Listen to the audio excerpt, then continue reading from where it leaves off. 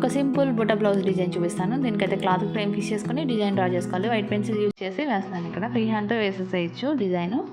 Free హ్యాండ్తో అన్ని ఈక్వల్గా రాదు అనుకున్న వాళ్ళు పేపర్తో వేసుకోవచ్చు, అంటే కార్బన్ పేపర్తో. డిజైన్ వేయడం అయితే అయిపోయింది. దీన్ని కుట్టుకోవడానికి సిల్క్ దారం నీడిలోకి ఎక్కించుకోవాలి. 2 వరుసలు ఎక్కించుకుంటే 4 వరుసలు వస్తుంది కదా. 2 వరుసలు వదిలేసి 2 వరుసలు మాత్రమే ముడి వేసుకోవాలి. ఒక పక్క నుంచి వర్క్ స్టార్ట్ చేసుకుందాము. ఇదైతే అవుట్లైన్ కుట్టుకోవాలి. ఫస్ట్ గొలుసు కుట్టుకోవాలి. ఈ చివరి కార్నర్ తిరిగే చోటుకు వచ్చేసరికి నీడిల్ ఒకసారి కిందకి దింపుకొని మళ్ళీ అదే చైన్లోంచి పైకి తీసుకోవాలి. అప్పుడు షేప్ అనేది కరెక్ట్గా వస్తుంది. ప్రతి కార్నర్ అలా చేసుకోవాలి.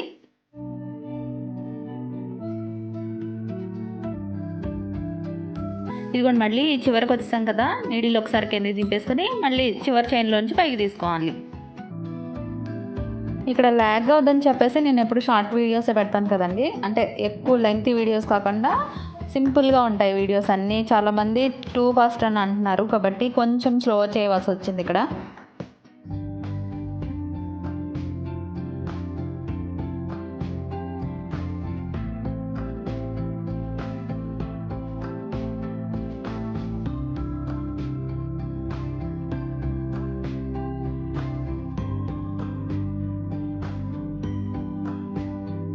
కంప్లీట్ అయిపోయింది. నీడిల్ కింద దింపేసుకొని వెనక వైపు ముడి వేసేసుకోవాలి.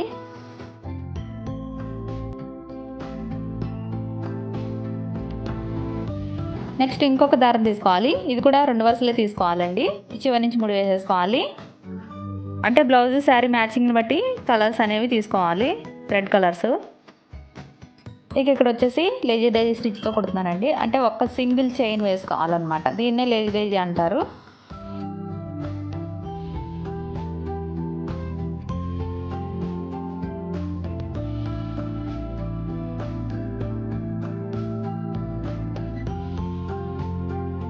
థ్రెడ్ వర్క్ అయితే కంప్లీట్ అయిపోయింది. నీడిల్ కిందకి దింపేసుకొని వెనక ముడి వేసేసుకోవాలి. ఇవి రింగ్స్ అండి, జ్యువెలరీ రింగ్స్, గోల్డ్ కలర్వి. ఈ డిజైన్ మిడిల్లో ఇలా డాట్స్ కింద గమ్ముని అప్లై చేసుకోవాలి. ఈ పైనుంచి రింగ్స్ని స్టిక్ చేసేద్దాము. ఇవి డ్రై అయిన తర్వాత కుట్టుకోవాలి.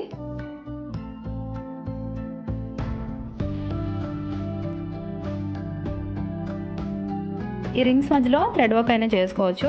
ఇక్కడ బీడ్స్ కుట్టేస్తున్నాను. ఈ మిడిల్లో నుంచి నీడిల్ పైకి తీసుకొని ఇలాగ ఒక బీడ్ వేసేసేయాలి. ఈ రింగ్స్ వాషింగ్లో పోకుండా అలానే ఉంటాయి అన్నమాట. ఈ బీడ్ ఆపుద్ది.